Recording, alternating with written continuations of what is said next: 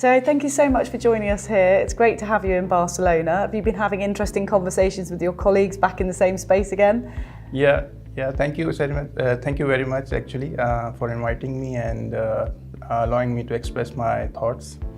I think you've been talking quite a lot around the sort of fintech and digital banking area, and particularly how that's come to the fore, I guess, during this very difficult pandemic period. What would you say about that progression, and what would you say that COVID exposed in terms of banking gaps, if you like? Yeah, I think first of all, people have a trust issue on the banking, so that's what actually pandemic have highlighted. And if I would say, I would not be wrong to say that fintech is actually the portmanteau of digital technologies. And I think the innovation we have seen in last decade is just a small percentage what we have, what lies ahead in future. And I think that the banks who have not been evolved and not have been paced with the evolution of technologies have already lost the game, actually, and soon they will be out of competition. And I think fintech and digital banking is the present, is not the future, it's the present. We are already living in some time that we are already doing our banking through the phone, through the online banking, and but just getting the credit cards or even personal loans just by tapping the few options on the screen. So this is the digital banking in present. So I think future is a more advanced version of this thing. And secondly, I think open banking would further revolutionize the digital banking.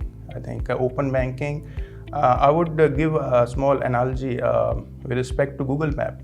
I think when Google Map was evolving, nobody thought that Uber and Cream would be benefited out of Google Map. So I think same thing would happen with the open banking, and there are a lot of things we'll see in the future, next 4 to 5 years. It's kind of an ecosystem, and with that accelerated growth in that area, what would you say you're seeing in terms of the regulators stepping up, what they're doing to kind of meet that? I think there is no innovation comes without the risks. And I think the same case is with the fintech and this digital banking, because the AML, compliance and risk management are the most concerned areas with respect to these. So I think regulators need to be proactive rather reactive, because they need to work with the fintech companies to understand what is evolving with the fast pace. And accordingly, they need to evolve with their regulatory framework with the same speed, actually. So yeah, I think there are no clear regulatory guideline in terms of fintech companies. That depends country to country, and there are different countries having different regulations. But I think over the time we'll see more regulation coming towards that. How does crypto fit into this? Because obviously that's come to the fore probably more in the last 2 years, with people becoming more aware and more involved and engaged, and that's sort of sitting alongside the fintech piece. I think crypto is a lot of buzz. I think the main problem with cryptocurrencies is basically the value. And that's why we have seen the invention of stable coins, actually. And that's why that central banks are also looking for digital currencies.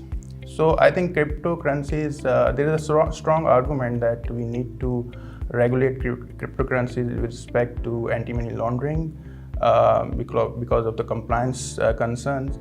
I think what central banks are doing, actually, they are just digitizing the fiat currencies. And in the future, I think they both will coexist. Cryptocurrencies and central bank digital currencies will coexist in some shape or form.